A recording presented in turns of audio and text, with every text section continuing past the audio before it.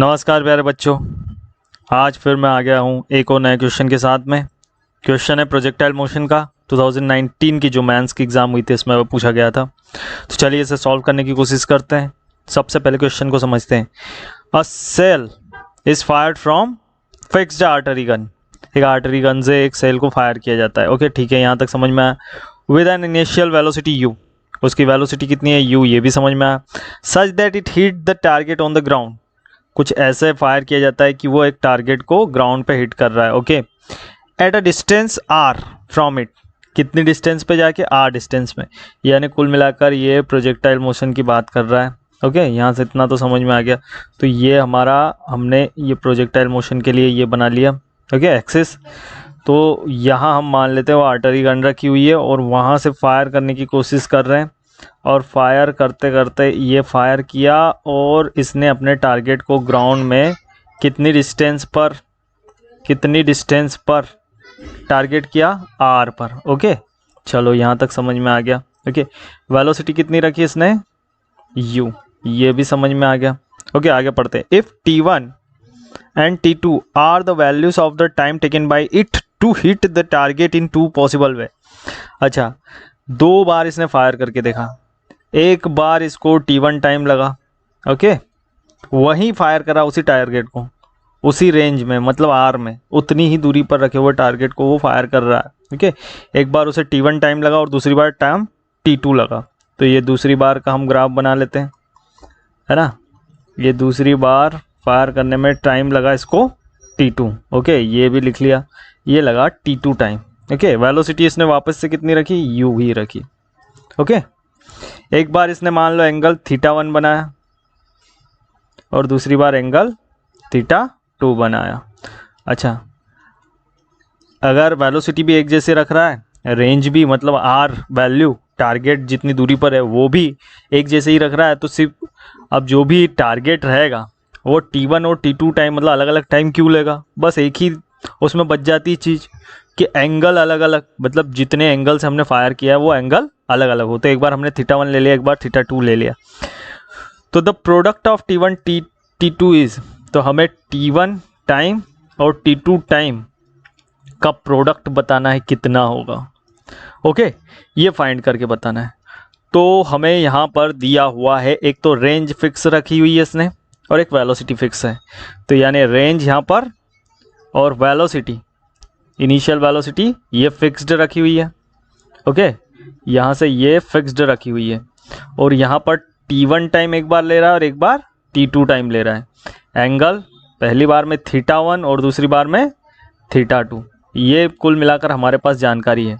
यानी हमें इसका आंसर निकालने के लिए सबसे पहले हमारे दिमाग में चीज़ें आनी चाहिए, रेंज निकाल लें और टाइम निकाल लें।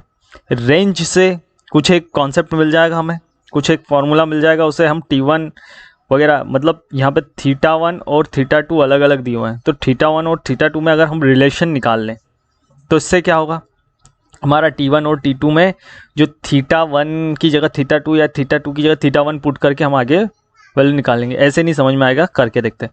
तो सबसे पहले हम रेंज देखते हैं। तो रेंज इसने रखी है एक जैसी।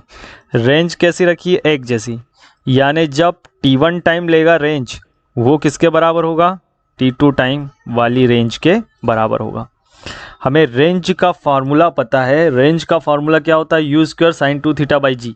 क्या होता है, रेंज होती है you square sign 2θ/g। Okay, u square sign 2θ/g। Okay, T1 के टाइम में θ1 हो जाएगा, T2 के टाइम में θ2, और दोनों बराबर है तो रख देते हैं वैल्यू। u वैसा का वैसे, क्योंकि u फिक्स्ड है, sine 2θ1, okay, divided by g तो बदलेगा नहीं, ग्रेविटेशनल एक्सेलरेशन। दूसरी बार में रेंज कितनी मिलेगी, u square sine 2θ2 divided by g। Okay, तो यहाँ पर देखो, इस g से g कट गया, इस यू स्क्वायर से यू स्क्वायर कट गया, सिर्फ बचा क्या हमारे पास, sine 2θ1 is equal to sine 2θ2। Okay, और ये कब पॉसिबल है, ये वाला एंगल और ये वाला एंगल साइन में कब बराबर हो सकता है? जब हमें एक फार्मूला पता है कि sine theta is equal to sine 180 minus theta, ये बराबर होता है। यानी मैं यहां पर क्या लिख सकता हूं, sine 2 theta, sorry sine 2 theta 2 is equal to कितना, साइन 180 माइनस 2 थीटा 2। ओके, यहां से ये रख सकता हूं मैं, तो यहां रख देता हूं, देखो साइन 180 माइनस 2 थीटा 2। ओके, ये रख दिया, is equal to sine 2 theta 1। Okay, अब ये तो क्या हो जाएगा, ये हमारा इक्वल हो जाएगा, कौन, 2 थीटा 1 इज इक्वल टू कितना हो जाएगा, 180 माइनस 2 थीटा 2। यानी थीटा 1 इज इक्वल टू कितना हो जाएगा, 90 माइनस थीटा 2। ये हमारा थीटा का रिलेशन आ गया। अब यहाँ से हम T1 और T2 की वैल्यू निकालने की कोशिश कर।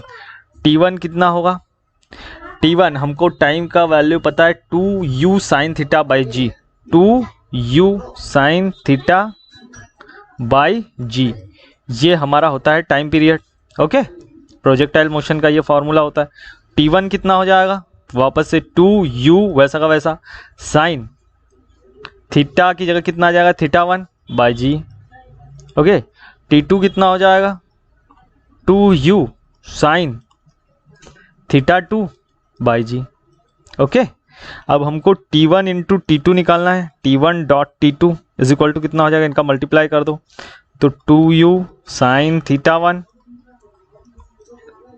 By G into 2u sine theta 2 by जी।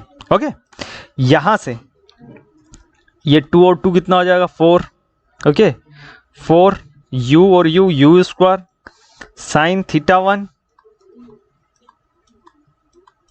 और साइन थीटा 2 की जगह क्या रख सकता हूं मैं, थीटा 2 की जगह 90 माइनस थीटा 1 रख सकता हूं, तो ये रख दिया मैंने 90 माइनस थीटा 1।